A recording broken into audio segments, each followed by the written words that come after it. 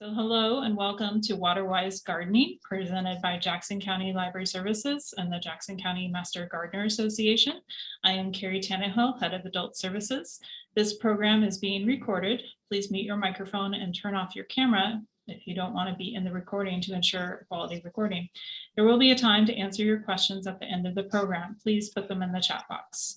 Jackson County Library Services acknowledges that its libraries are located within the traditional lands of the Shasta, Tuckahoe, Wakawa people, whose descendants are now identified as members of the Confederated Tribes of Succulents Indians and Confederated Tribes of Grand Ronde, as well as the Cow Creek Band of Indian Tribe of Indians and Modoc Nation, who were forced to relocate to Oklahoma. The result of forced relocation and genocide is that Jackson County is no longer a population center for these specific tribal groups. As of 2020 census, 4.6% of the population of Jackson County has some indigenous heritage. While this is more than twice the national average, it is a precipitous reduction from pre-colonial 100%. We acknowledge that the indigenous groups are too often regulated to the historical past, when in truth, indigenous people are essential members of Jackson County community. We take this moment to recognize the indigenous peoples whose traditional homelands and hunting grounds are where residents of Jackson County live today. We encourage you to learn about the land you reside on and join us in advocating for the inherited sovereignty of indigenous people. The views and opinions expressed in this program are those of the presenter and do not necessarily reflect the official policy or position of Jackson County Library Services. Today's presenter is Monette Hoffmeister. Thank you, Monette, for being with us today, and I will give it over to you to talk about Waterwise Gardening. Okay, thank you, Carrie. And again, I'm Monette Hoffmeister, and I am thrilled to be here to talk today about Waterwise Gardening, which is a passion of mine. Just a little bit more information about my gardening experience and what brought me to Waterwise Gardening. Some years ago, my husband and I moved from rainy Seattle to semi-arid northeastern Oregon, where there was no garden to speak of. And by the way, I'll pause and say, whenever I'm talking about gardening, I'm always talking about ornamental gardening. I do grow some vegetables, but ornamental gardening is my fascination and my passion. In any event, we moved to semi-arid northeastern Oregon, where there was no garden to speak of, and we had the opportunity to build it from scratch. But of course, the area was night and day compared to what I was used to in rainy Seattle. The summers were hot and dry. We had 13 inches maximum of precipitation annually, and it was windy to boot. And actually, the winters were a couple of hardiness zones colder. So the plants that I knew and loved from Seattle were certainly not going to translate to this new environment. And I spent an enormous amount of effort and energy scouring the web, scouring libraries, looking for information about what would be suitable for my new environment and what would thrive there. But over time, I did identify a palette of plants that were robust, that were hardy, that would stand up to the heat and the drought, and carved out what I thought was a beautiful garden and that I actually still miss today. 4 years ago, my husband and I relocated to Medford, where I was thrilled that I would be getting at least half again as much annual precipitation, which alas has not been the case, but recognized that I would still be gardening in hot, dry summers. So a waterwise approach was still absolutely valid. My garden today is still being carved out. The lot we were on, was all lawn and gravel and bark chunks. And so we got started turning over the sod and converting it to ornamental garden. Therefore, the oldest parts of my garden are 4 years old, and there are still some areas that are under development and everything else in between. I have two overarching philosophies as it relates to ornamental gardening. And the first is that I want to garden in concert with my environment. rather than in competition with it. And second, I feel that everything that can be beautiful should be. And I'm delighted to say that Waterwise Gardening satisfies both of those things. So, I'll mention too that all of the slides are from either my prior or my current garden. So let's proceed. When we talk about Waterwise Gardening, usually the approaches to Waterwise Gardening resolve into one of two. Either cultural practices, where we're looking at optimizing water use in the garden completely irrespective of plant choice. This tends to look at inputs to the soil to create a beautiful, fluffy, friable, water retentive, well-drained soil. The use of mulch, of course, to help retain water in the soil and prevent evaporation, and also, of course, keep down weeds. Watering in the morning, for example, rather than the afternoon to minimize evaporation, and drip irrigation, again, to conserve water and minimize evaporation. These practices are essentially what we are taught and learned to do for to support vegetable gardening. So it's basically vegetable gardening writ large onto the ornamental landscape. In my view, it's expensive, it's laborious and onerous, and I worry that it can be daunting and maybe perhaps even make gardening unapproachable for some of us. And in fact, there's an easier way, which is to choose plants that are adapted to our climate and our soils, what I call plant-driven or plant-centric gardening. This is the approach that I favor, and that's what we will be talking about today. So what we'll focus on and what we'll cover in relation to the plant-centric Waterwise garden are the following.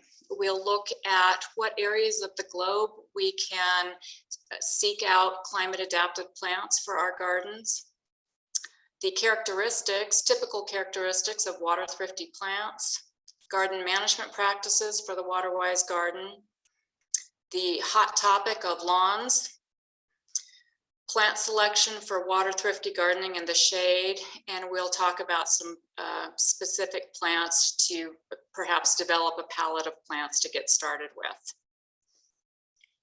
I'll mention over here in this picture, these are some plants that I brought home from a local nursery. They're natives. This is a silver lupine, which is a shrubby 3 to 5 foot silver leafed bush. I had 3 of them here. This leaf reflects in the sun beautifully. It's just gorgeous in the landscape. And I brought home 2 arrowleaf buckwheats, which are regional natives. And I lost all 5 of these plants. And we will talk about that in a few slides. All right. The first place, of course, to look to source plant material for a Waterwise garden are our local and regional natives. They are obviously going to provide climate adapted material because they're growing here. Nevertheless, as we look to local and regional natives for our gardens, we do still need to be a little bit more selective than just whether or not the plant grows locally. For example, I garden on a west-facing hillside. It is searingly hot and terribly dry, and I would not therefore choose a plant from my hillside that grows in a riparian area, meaning next to a stream or a river. So looking at some examples of what I am growing, this beautiful backlit plant here is a California species, so regionally native buckwheat. It is evergreen, it catches the light beautifully, and it is incredibly tough. This hillside here this area is unirrigated, and I'm developing it strictly to natives. And I plunked this plant in along with a manzanita and a ceanothus in, I think, 2019. And then life happened and I completely neglected it. I basically forgot it. And I would occasionally remember to scurry over and check on it and give it some water. And it absolutely shrugged off my neglect. I did lose the manzanita and the ceanothus, by the way. And again, we'll talk about these plant losses. But anyway, this plant has really impressed me with its toughness. It quickly took on size in the garden. It's evergreen. It roots where the branches or stems touch the ground. So it provides opportunities for separating those rooted stems and moving pieces around the garden, and therefore augmenting and increasing the planting. Here in the front, that's hard to see, is a little silver Western mugwort. This is an Artemisia. These plants will gallop through and take over an irrigated landscape, but my hope here is that it will just more modestly creep across and cover this bare area. And in fact, this is last spring that I'm showing you. This spring, it's about 3 times the girth, so it is slowly creeping across. Here is a regionally native salvia, a sage, and it's evergreen. I'm always looking for plants that have a winter presence because I want the garden to be pretty in the winter as well. This has a beautiful cobalt blue flower, which would be very nicely offset if I could find something silver or white to put right behind it. So I'm still working on that. Over here under the oak tree is backlit by the sun is a snowberry. These are native throughout the West, and they are actually very versatile shrubs. They can work in a riparian area. On my dry hillside, they can work in the sun, they can work in the shade. As I said, very versatile. And I'll also mention that deer absolutely love them. They will strip them bare in 5 minutes if they can get at them. So a consideration there if you have deer. I would accept that our garden is fenced. So when the fence was being repaired, the deer got in and did in fact strip it bare, which is why I know that they do. Here in the foreground is a Western native. It's native actually up and down from border to border and throughout the West. It's called horseweed is its common name, apparently because it makes horses ill. And it's a fleabane.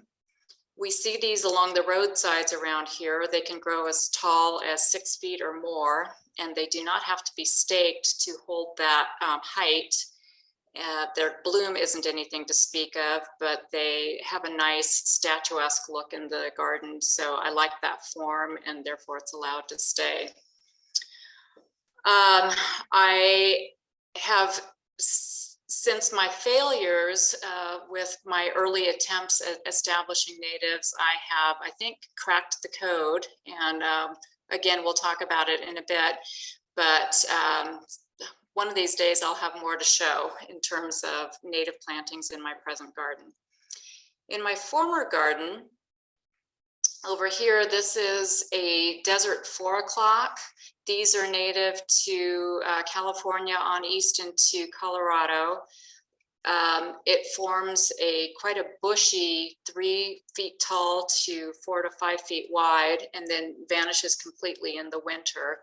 It puts down a ginormous taproot, and hence its water-wise characteristics. The orange plant that has sowed itself right smack into the middle of this desert 4 o'clock is a butterfly weed, which is the eastern US cousin to our native milkweeds. Despite the fact that it's from the eastern US, it is actually quite drought tolerant, and it does self-sow, and it does indeed attract monarchs, as I found when I found a monarch caterpillar on it. I have planted a desert 4 o'clock in my present garden. This is its 3rd year where it finally produced some bloom. It is by no means as full as it almost instantly was in the loose soil of my prior garden. I'm on clay, and I am learning. This is the first time I've gardened on clay. I'm learning that it takes plants a lot longer to become established, hence the term, I think, the first year they sleep, the second year they creep, and the third year they leap. Anyway, I'm delighted that this thing has taken hold. It is really, really a charming and pretty plant. Another area of the globe that we can turn to source material for our dry summer gardens is the Mediterranean Basin. They are famous for dry summers and getting their winter in their water in the winter. In fact, some years ago when I was considering a trip to Greece, I was told that there hadn't been rain in Greece in July or August for 2,000 years, which is a pretty good weather forecast. Here, this delicate, ferny looking, almost gray-green shrub is an Artemisia. Most of the Waterwise Artemisias that we see in the nurseries, in fact, all of the ones I've seen in the local nurseries are silver. This particular one being green, its common name is southernwood. But it has the typical aromatic of an Artemisia and the very delicate lacy foliage. I like it as a support plant in the landscape. In front of it is a sea kale, which is native to much of Europe, including the Mediterranean Basin. It has very large, as you see, waxy blue leaves, characteristic of a cabbage, which it's in that family. This one hasn't bloomed yet, but it is supposed to produce a kind of a frothy baby's breath sort of bloom. So I'm looking forward to that. It also arises late in the spring, so it's useful for coming up and covering withering bulb foliage, for example. Over here is a purple-leaved cooking sage. I use an awful lot of salvia in the garden because they are so versatile and tough. And the cooking sage species has a lot of cultivars that offer different colors of foliage. There are variegated versions. There's a tricolor version. This purple-leafed version I really love. And then the classic gray-green. This is a dwarf bearded iris. The provenance of bearded iris is somewhat obscure, but it's thought to arise in the Mediterranean Basin. I like the dwarf bearded irises because they bloom earlier and they don't need to be divided quite as frequently as the tall bearded irises do.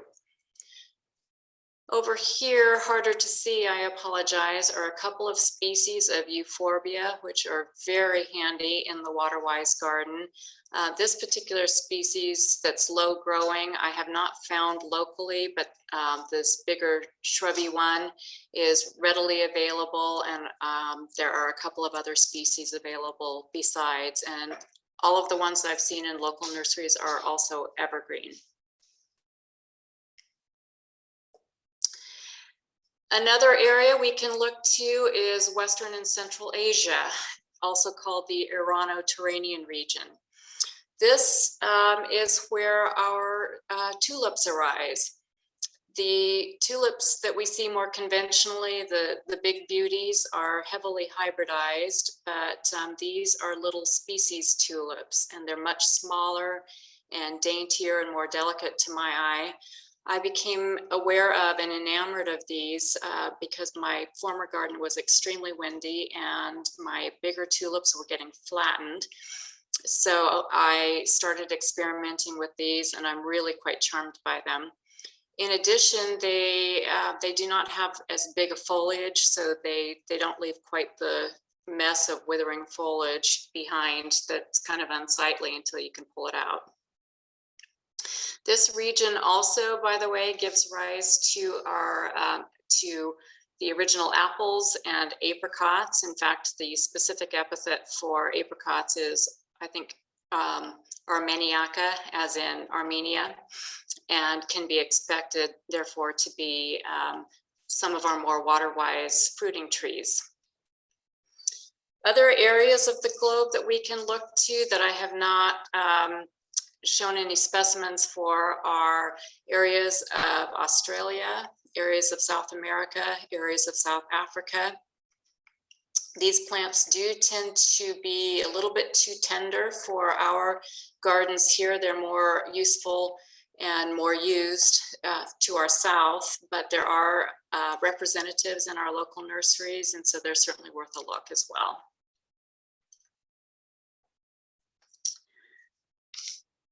Okay, let's talk about some characteristics of water-thrifty plants. This is helpful if for some reason we don't know the provenance of a plant. We might be able to discern or guess at whether or not a plant would be water-thrifty based on its characteristics. Many water-wise plants will have very small leaves. Think of the ceanothus that we see locally. Many of them have little tiny leaves, certainly the ones that I'm growing do. Many water-wise plants have gray, silver, or white leaves. This appearance is caused by little tiny hairs on the leaves that reflect the light, and it also gives the leaf a fuzzy or felty texture. Waxy or fleshy leaves, such as that sea kale we looked at a minute ago. Taprooted plants like the desert 4 o'clock that we looked at. Other representatives of taprooted plants that we see in the local nurseries are the garas, which I think are also called apple blossom grass or bee blossom grass perhaps, and the baptisias.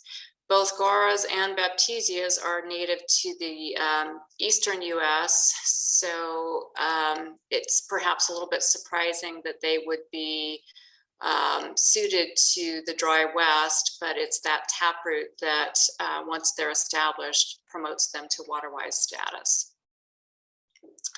And then summer dormant or stress deciduous plants. An example, of course, of summer dormant would be the bulbs that we just looked at. They arise in the wetter climate, the wetter season, excuse me, and do their spring bloom, and then they go dormant during the stress of the hot summer. And stress deciduous plants are those that drop their leaves when they're water stressed and then leaf out again when the water returns. I have just planted a couple of drought tolerant monkey flowers that are said to do this, so I'll be watching with interest.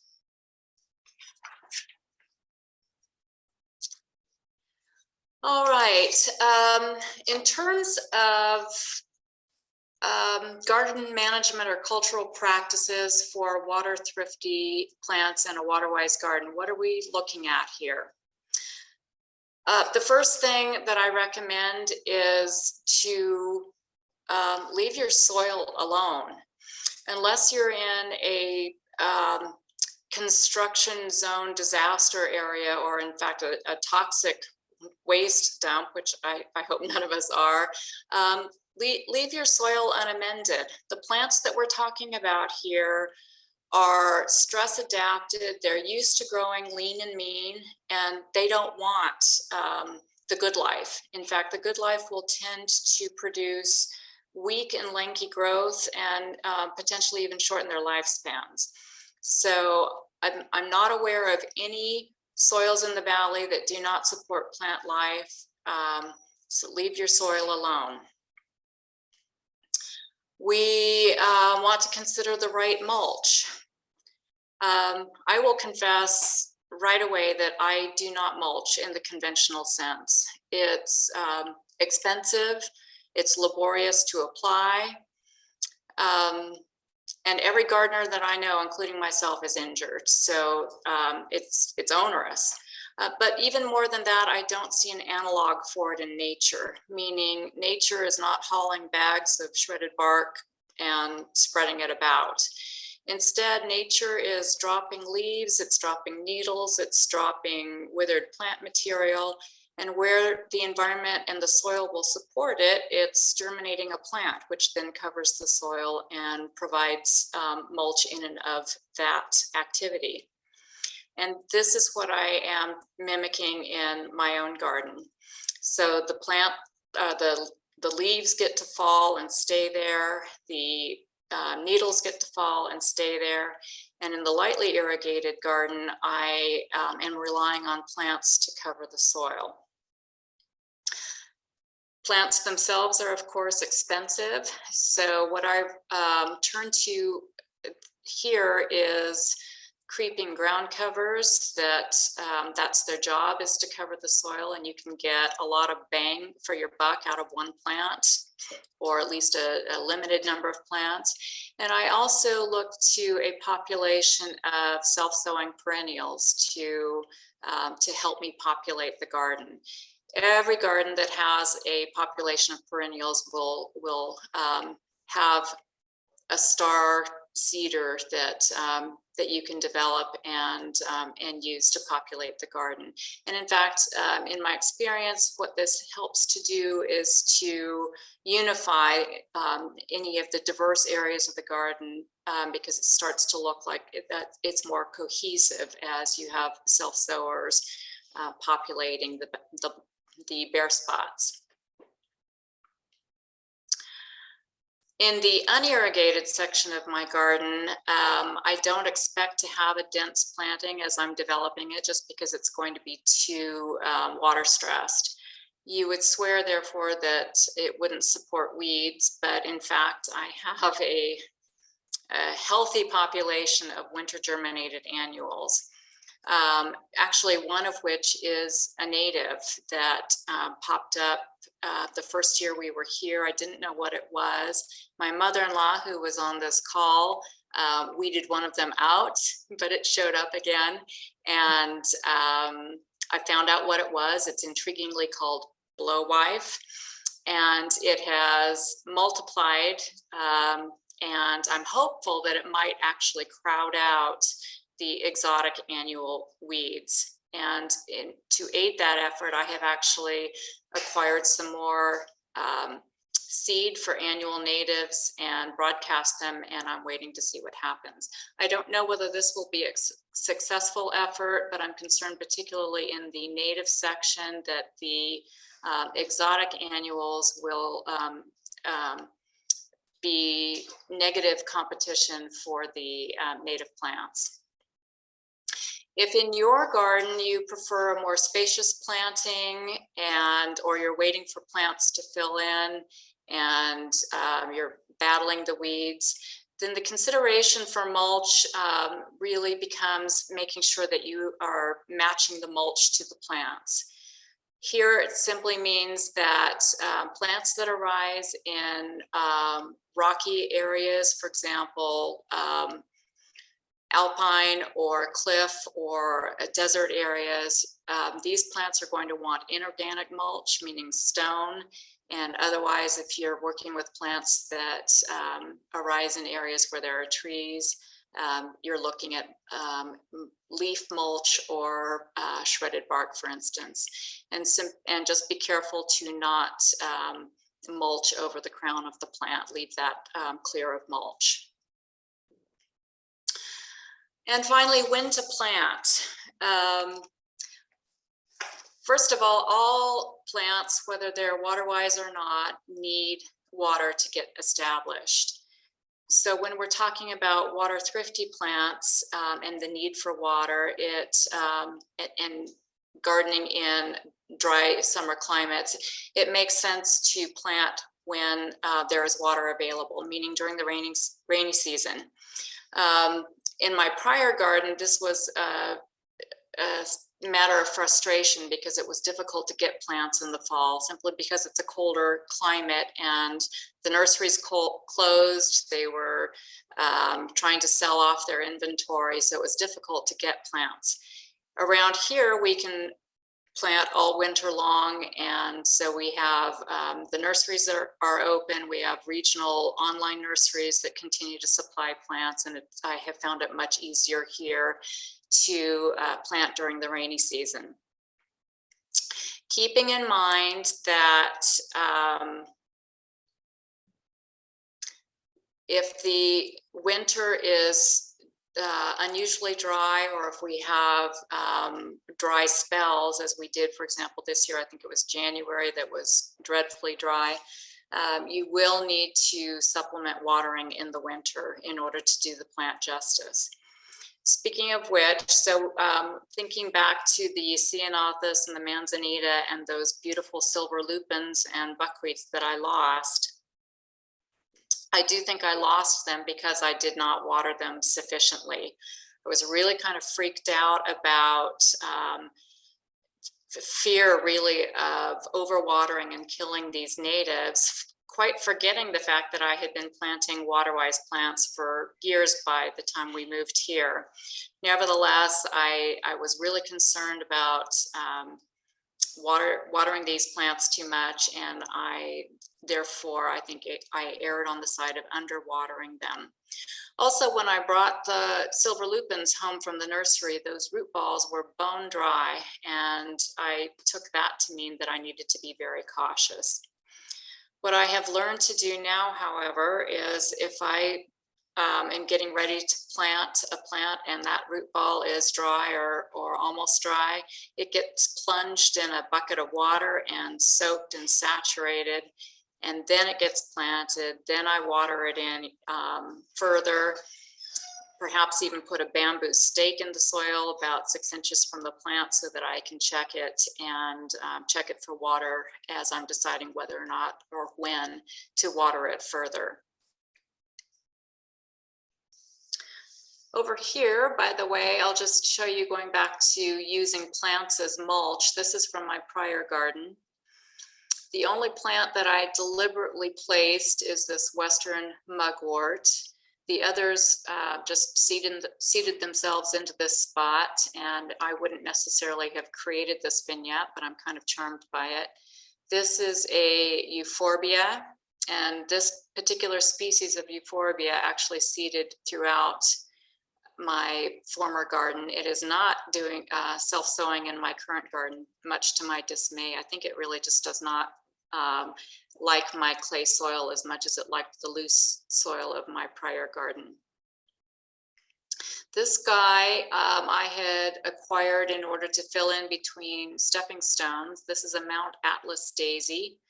It is native to the Atlas Mountains in Morocco. And once it gets established and is happy, it started to throw seedlings everywhere. And it's just a charming little low growing plant. This is soapwort, Saponaria.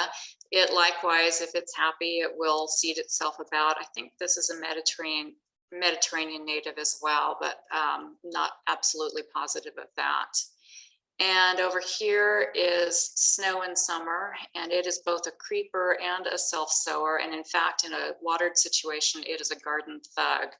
But in a dry situation, it's a useful plant and has a lovely silver leaf and white blossom. Okay. The topic of lawns is a hot one in discussions of waterwise gardening. Lawns are, of course, traditional in the American landscape, and most frequently cool season grasses are used to create our lawns, which means that in order to keep them green in the hot season, we have to water them. According to the University of California, as of 2010, watering lawns accounts for 40 to 60% of urban water use. To the extent that we haven't changed our lawn maintenance practices, there's no reason to think that this has changed. Lawns, however, do have their use in the landscape. They are not, in my view, a garden, but they can frame a garden. They can provide a place for the eye to rest amongst busy plantings. And certainly they provide a place to play and to relax in the outdoors. So one consideration for managing a water-wise lawn would be, or ground cover, would be to switch to warm season grasses. Again, according to UC, warm season grasses use about 20% less water than cool season grasses. I was actually looking at information about a buffalo grass, which is native to the West and has been developed for lawn use. And that particular grass claimed to use 45 to 75% less water than our typical cool season grasses. So anyway, a lot of warm season natives have been developed, buffalo and blue grama mostly from what I've seen, and provide better options for water-wise lawn use. Other ideas for ground cover would be the eco-turf blends that usually mix clovers and other low-growing perennials for lawn or for ground coverage. In fact, going back to this little Atlas daisy, I've seen these pop up in eco-turf blends, and it's really kind of charming. And then, of course, the flowering ground covers such as creeping thyme or creeping veronica can be mixed and matched and create lovely tapestry effects in lieu of a lawn, keeping in mind that flowering ground covers do attract bees, and so that's important to remember when bare feet are involved.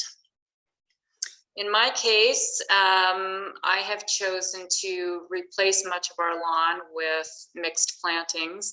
I frankly would do it whether I were in a water-wise situation or not, just because I prefer looking at plants to looking at lawn. But as a matter of water management, this only makes sense for water management purposes if the plants that you replace the lawn with are using less water than the lawn, of course. Just a demonstration. This is April, I think, of 2018. So our first season there, and this is June of 2021. So it took about 3 years for this to develop some kind of heft and presence in the garden, which is not too bad, not too long to wait, and it was fun to do it.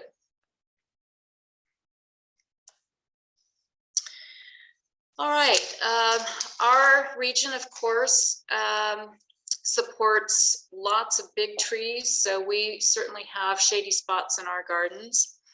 One of the best places that I have found, probably the best source that I have found for water-wise plants in the shade, is to look at plant lists under oaks, specifically Western native oaks. There are local nurseries, online nurseries. It's pretty easy to find plant lists of this nature, and they're a gold mine of information.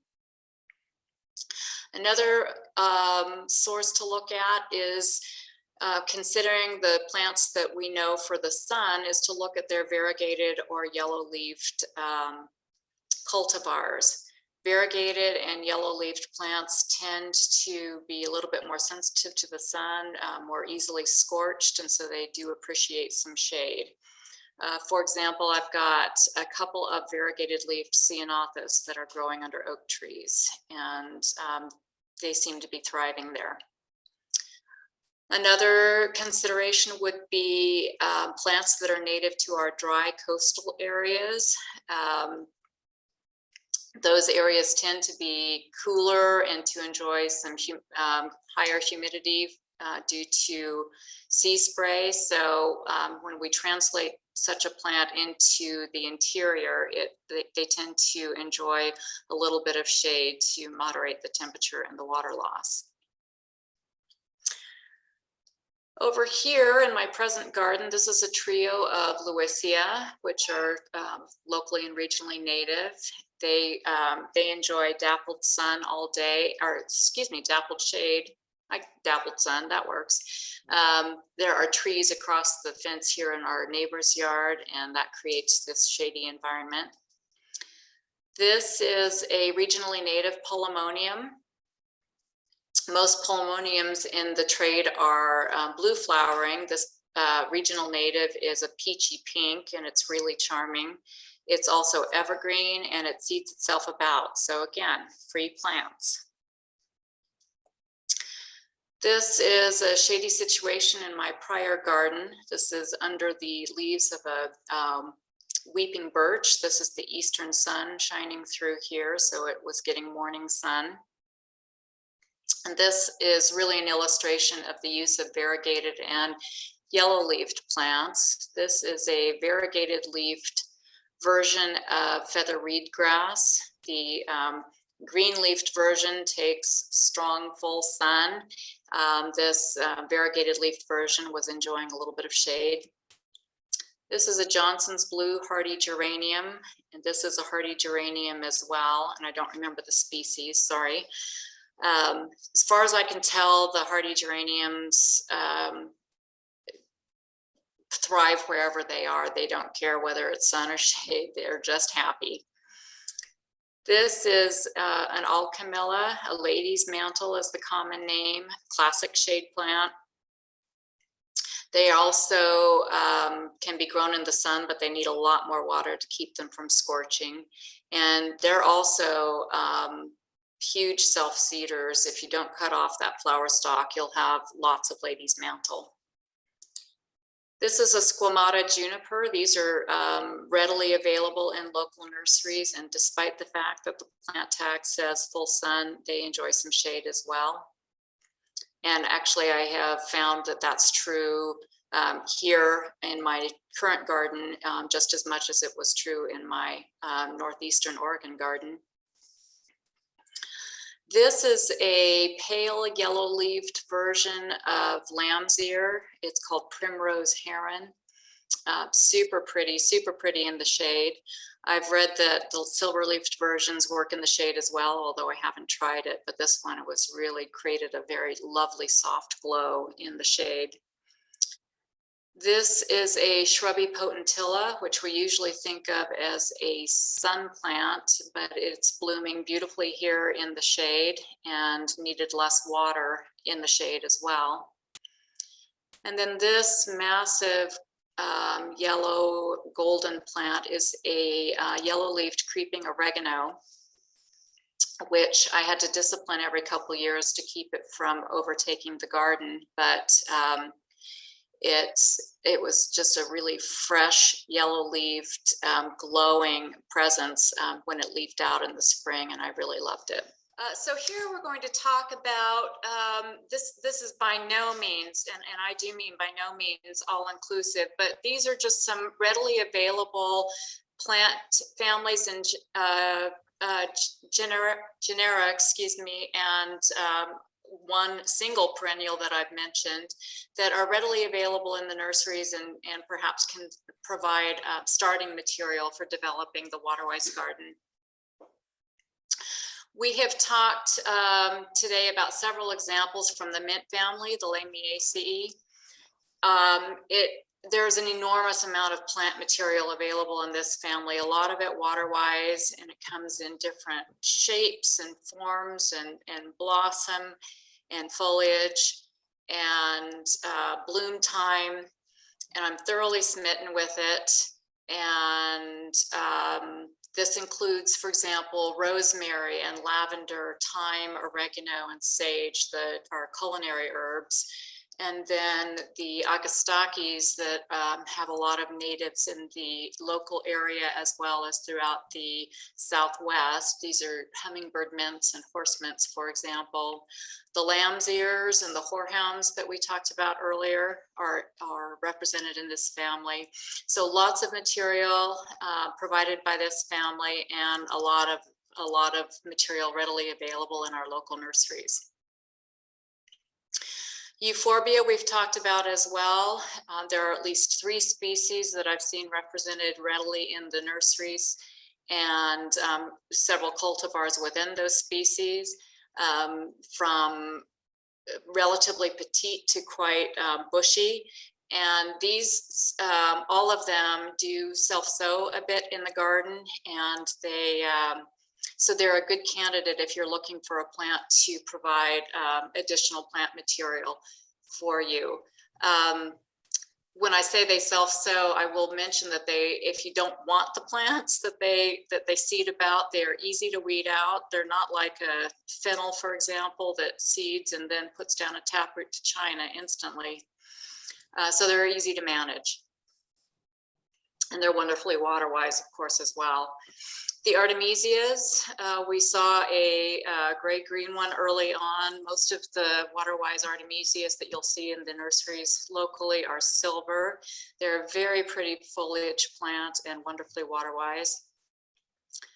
A trio here that I've listed of natives that are readily sourced from the local nurseries. There are more coming on all the time. Actually, I don't mean to ignore them, but the manzanitas, the buckwheats, and the California lilacs all are represented in the nurseries with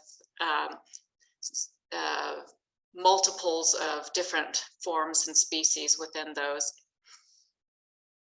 The penstemons, again, come in many different species and forms locally, different bloom colors, both deciduous and evergreen.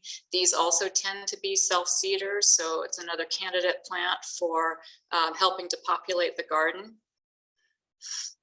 The succulents, these are your cactus and yarrow, yuccas and agaves, sedums, hens and chicks. There are other representatives of the succulents, and they're wonderfully water-wise and produce some really beautiful structural elements in the garden. The rock roses are certainly well represented in my neighborhood.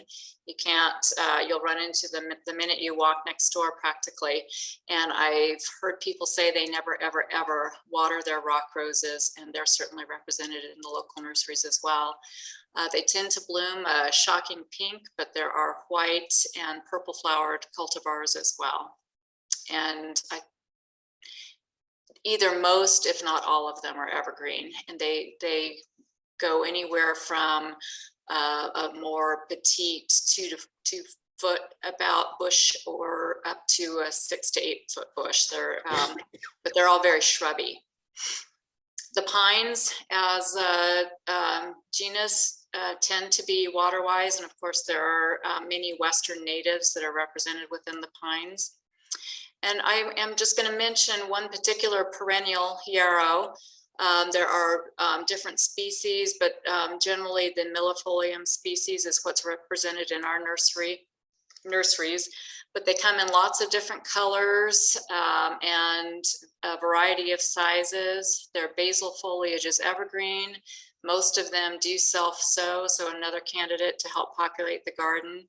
And I mention it here too because it is, for me, the single best plant that I have found for attracting ladybugs into the garden. Over here, I wanted to highlight a plant that defies all of the characteristics that I mentioned earlier about water-wise plants. So this is could be considered an exception that proves the rule. This is an Artemisia. It's a plant that I have coveted for years, but it has a reputation for being a garden thug and really wanting to take over. So I've always been afraid to plant it. But this area here is completely self-contained and it has no irrigation. And I thought this would be the place to give it a try. And it is a garden thug. The area is topped by the eave of the house, so only about 1/3 of it here, or 1/4 of it, probably where this meadow sage is thriving, actually gets any precipitation. Other than that, I water this during the heat of the summer about once a month. So I think I watered this area once in July and once in August last year. Maybe I watered it in September too, but I don't think I did. Anyway, this is not tiny leaved. It's not gray, green, or silver, or excuse me, not gray, white, or silver.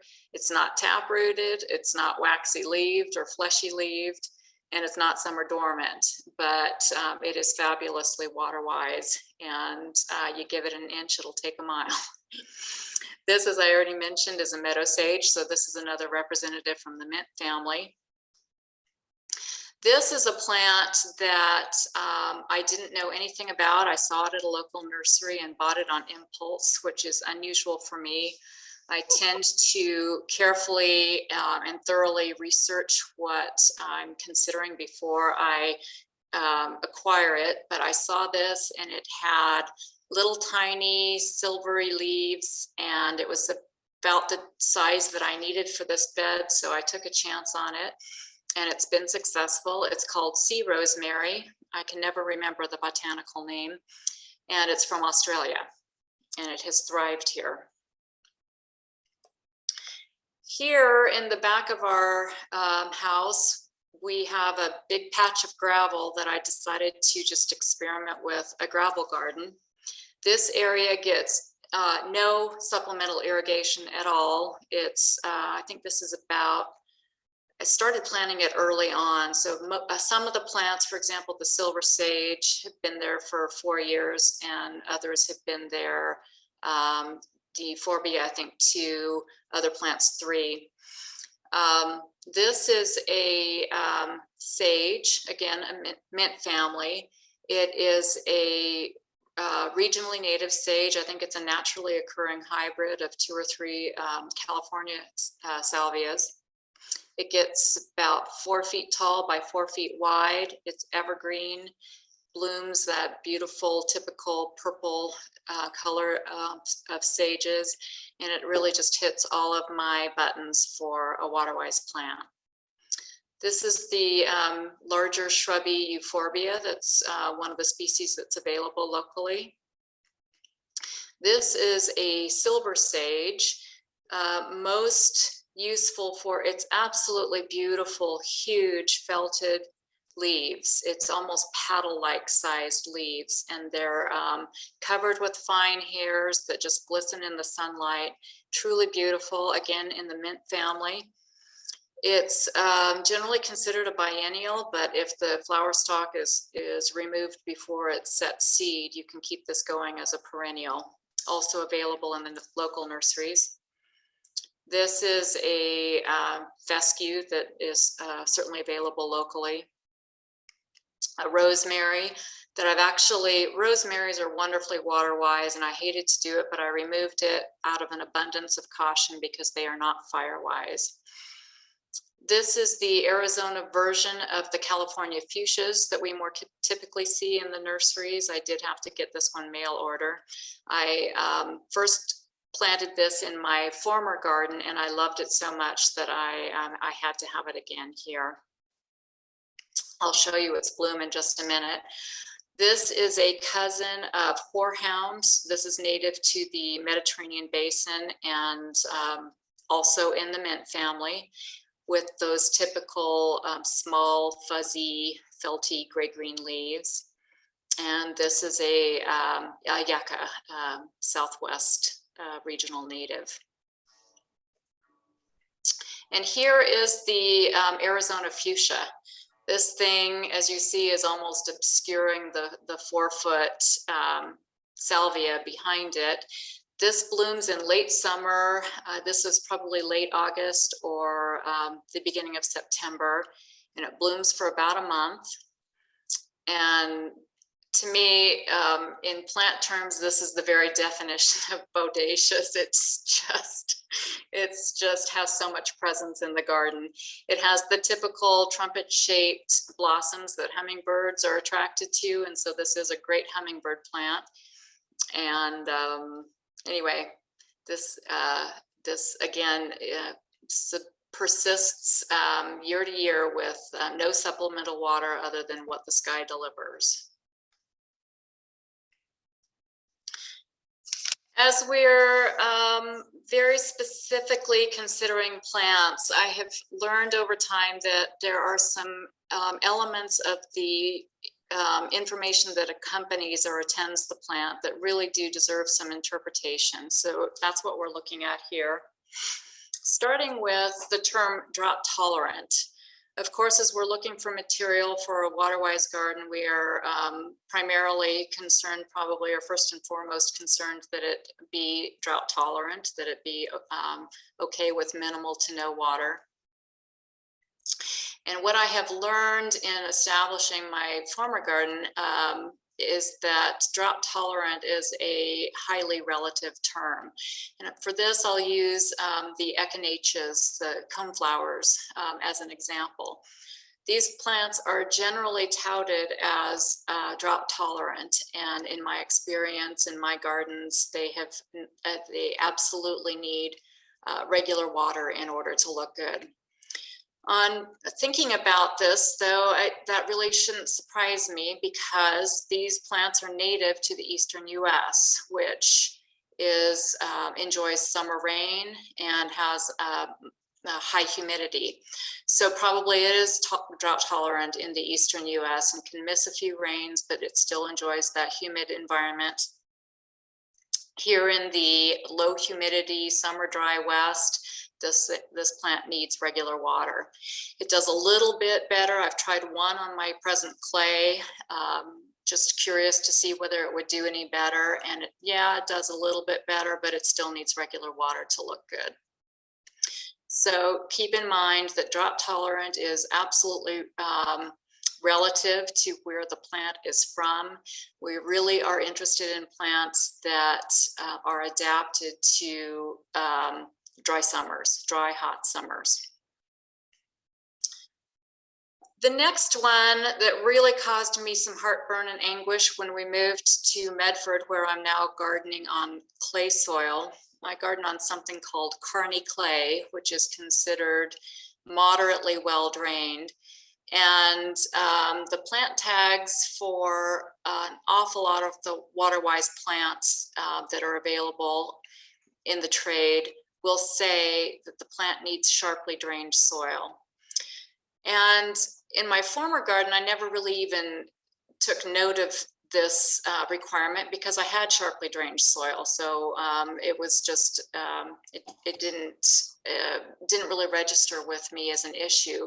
But when I moved to Medford and I was gardening on clay, I thought, oh no, am I not going to be able to use any of these plants that I've come to know and love? And I started Googling frantically for plants that would work in clay. And then I started Googling plants that would work in dry clay. And without exception, what I came back with, or what came back to me from my surfing and searching, was plant lists for plants that grow in the eastern US in wet clay soil. And I thought, how can it be that no Waterwise plant that arises in our dry summer climates all arise on sharply drained soil? And logically, I realized that can't be the case because, for example, we have a lot of clay soil around here and up and down the West, and yet we all of these areas grow plants and have natives that arise on them. With that in mind, I believe that what this refers to is the expectation that the nursery has that me, the gardener, will take this plant home and plunk it into an irrigated, wet or rainy garden. And in that case, if you're going to put a dryland plant in a heavily irrigated garden, then yes, in order for it to survive, much less thrive, it is going to have sharply drained soil. What these plants really need is dry soil. That's what they're adapted to. That's what they're used to. So that is how I have come to interpret this requirement. And in fact, my observation from planting in my moderately well-drained clay is that I have had absolutely no problem whatsoever establishing a plant and having it thrive, even though the plant tag says that it needs sharply drained soil.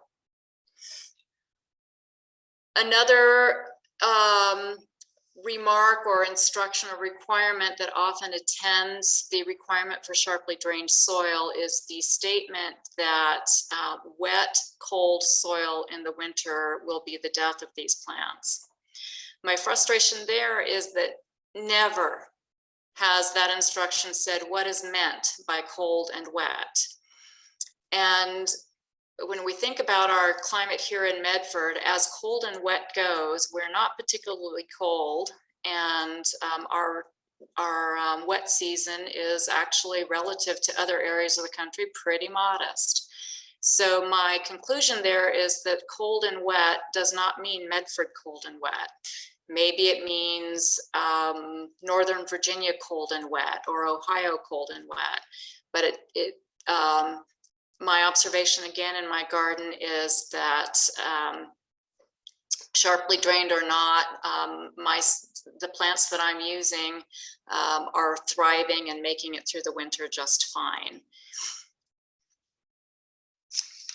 Finally, this last one is absolutely observational, absolutely anecdotal, but I'm sharing it with you to just put in the back of your mind and for consideration if you find that you have any plants that are struggling in full sun. When my husband and I moved to Medford from northeastern Oregon, we both remarked that the sun felt more glaring, harsher on the skin, bleached the light or had different light effects than what we were used to. And I began to wonder if this was a function of latitude, that the angle of the sun just creates a different effect. And then I started to experience some issues in the garden where plants that I had grown in my prior garden in completely full unobstructed sun were struggling in a similar situation in my Medford attempts to establish them. I'll use an example, this vignette. This is from my former garden. I loved it. This is east, this is west, and there's nothing obstructing its exposure to the sun. So this vignette got all day sun, so 16 hours of sun in the height of summer. And when I tried to start recreating this in my current garden, I failed primarily because this plant, this is a sedum, it's called Ruby Glow. And I couldn't get it to establish. It struggled and struggled and struggled in full sun. I picked it up and moved it someplace else, but still in full sun, and it continued to struggle. And then I just thought, well, I'll see if I'll put it in a slightly shadier area and see how that works. And in fact, that's where it finally took hold. I had not done any looking at the cultural requirements for this plant because I had grown it before and I had grown it in full sun. So I just assumed it would do well in a similar situation, but in fact, it did not. And I have observed that a number of the plants that I used to grow in full sun, I do better and are happier in part sun here. Again, I put that down to latitude. And when I say they're getting part sun here, they're still getting 8 hours a day, but in the full sun spot that I had put them in, they were getting 15, searing, hot, unadulterated sun. So based on that experience, when I have a plant that I'm trying to cite that says it will take full sun or part sun, I tend to err on the side of part sun, and I've had better success. So I just wanted to share that for you to tuck away and consider if you ever are struggling with plant placement.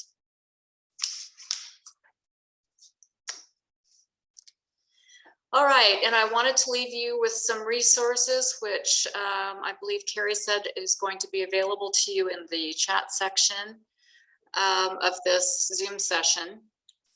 These are resources that I have arrived at by dint of a lot of searching and surfing the internet, looking for information for plants that would thrive here and where to get them and what used to grow here, for example. And that led me to this first resource, which describes the native plant communities of the Rogue Valley. So if you've ever wondered what used to grow in different sections of the Rogue Valley before they were taken over and displaced by development, this is a nice resource, and it actually names some of the plants that, not just generally what the plant communities were, but some of the specific plants that grew there. Excuse me. These next two I pulled straight off of the respective water utilities for Ashland and Medford. These are just Waterwise plant lists that these two utilities publish.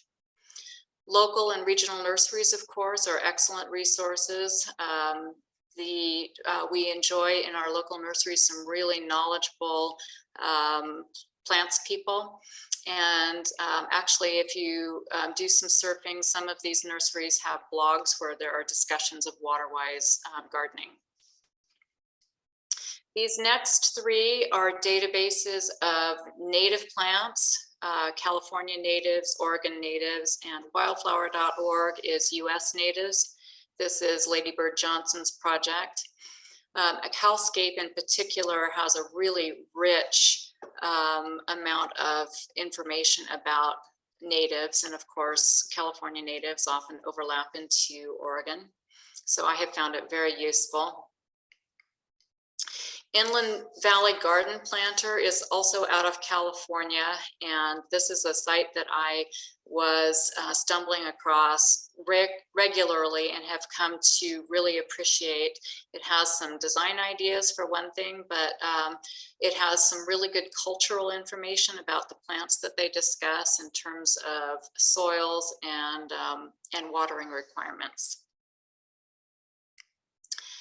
The Missouri Botanical Garden I have known and loved for years, and what I particularly like about this one is that it has a huge plant database, and if I can't find provenance information, in other words, where does the plant come from, if I can't find it anyplace else, I can usually find it from Missouri Botanical Garden. And then finally, the times we're in, I've included a Firewise plant list so that we can compare and consider that information as we're selecting plant material. So that concludes the slideshow. I hope that I have successfully conveyed the abundance, the variety, and the beauty of water-wise and stress-adapted plants that are available to us, as well as the comparative ease of gardening in cooperation with our environment and our soil situations. I mentioned, or I do want to mention rather, that the plants that I've shown you today, of course, are what works on in my situation, and I've been actually surprised, pleased, but surprised that at the number that translated from my former garden to my current garden, given that the soils and are completely different. That is not to say that necessarily what I can grow will work on your site. But again, I'm not aware of any plant, any soils in the valley that are barren, that will not support plant life. I mentioned a minute ago that I am gardening on something called Carney clay, which is moderately well drained. And there's a soil series in the valley called Patagon clay that is considered poorly drained. And historically, that soil series supported grasslands. So if I were gardening on that soil, I might be developing, for example, a meadow style planting. In any event, as you are experimenting with plants for your garden and trialing them, if you don't have good reason to suspect or know that a plant that you're trying is going to work, do consider planting singles and testing them out, and rather than jumping right into multiples. And don't be sentimental. If the plant doesn't work for you, yank it out and plant something else. This is what is called the Grow or Go School of Gardening. And the woman who coined the term, my mother-in-law again, is on this call, which I actually didn't know. So no pressure there, right?